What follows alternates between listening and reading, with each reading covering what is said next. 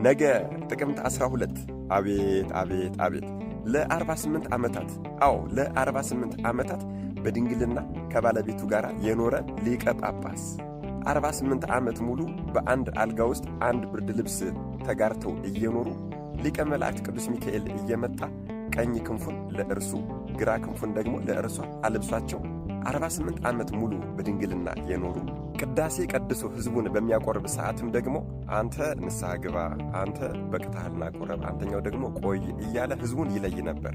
የዘመናችን መቆጠሪያ የባሕረ ሐሳብና የሌሎችም ድርሰቶች ደራሲ ያልተማረ ጨዋ ገበሬ የነበረ ግን በመንፈስ ቅዱስ እርዳታ ሊቅ ሆኖ ባሕረ ሐሳብን የደረሰልን የነበረበት ዘመን ክርስቲያኖች በሙሉ በሰማዕትነት ያለቁበት ስለነበረ ይህንን ቅዱስ ገበሬ ቤተሰቦቹ ዘርን ማስቀጠል አለብህ ብለው የአጎቱን ልጅ የአባቱን የወንድም ልጅ የአጎቱን ልጅ በግድ አጋቡት።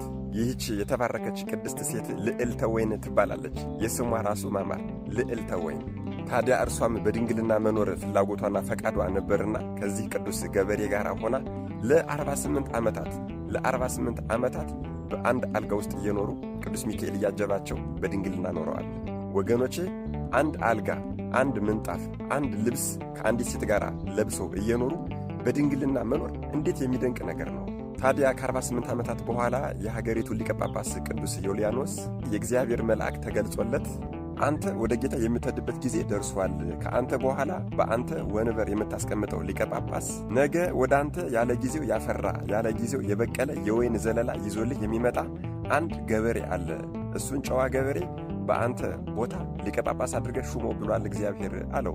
ይሄ ሊቀ ጳጳስም እጅጉን ተገርሟል፣ እጅጉን ተደንቋል። ምክንያቱም አንደኛ ጨዋ ገበሬ ሳይማር እንዴት ሊቀ ጳጳስ ይሆናል? በዚያ ላይ ባለትዳር ነው። ሁለተኛና ዋናው ነገር ደግሞ የወይን የሚያበቀያ ጊዜው አልነበረምና የወይን ዘለላ ይዞልህ ይመጣል ስላለው ከየት ያፈራውን ወይን ይዞልኝ የሚመጣ ብሎ ተገርሟል። የሚገርመው ግን ይሄ ጨዋ ገበሬ አባታችን ቅዱስ ዲሜጥሮስና እናታችን ቅድስት ልዕልተ ወይን ትልቅ የሆነ የወይን እርሻ ነበራቸው። ታዲያ ከዕለታት አንድ ቀን ይሄ ቅዱስ ዲሜጥሮስ የወይኑን ማሳ እየዞረ ሲጎበኝ ያለ ጊዜው የጎመራና ያፈራ እጅግ በጣም የሚያምር ወይንን አገኘ። ቆርጦ ወስዶ ለሚስቱ ለቅድስት ልዕልተ ወይን ባሳያት ጊዜ ይህንንማ ሊበሉት አይገባም፣ ለሊቀ ጳጳሱ ወስደው በስጦታ መልክ ይሰጡታል እንጂ አለችው የታደለች ሚስት።